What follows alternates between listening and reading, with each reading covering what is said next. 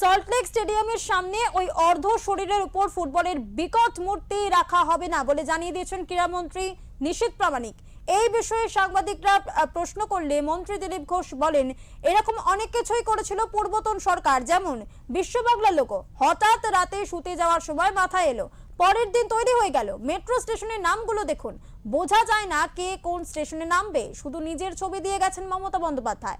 পাঠক্রমে সিঙ্গুর নন্দীগ্রাম ঢুকিয়েছেন, সব জায়গায় রাজনীতির লাভ দেখেছেন তিনি।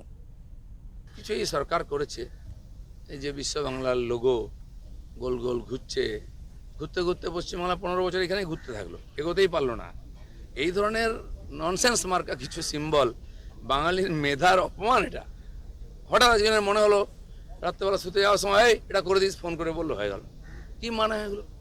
তারপরে দেখুন, এই যে মেট্রো স্টেশনগুলোর নামকরণ হলো, আপনি একজন মহাপুরুষদের সম্মান দেওয়ার অনেক রাস্তা আছে।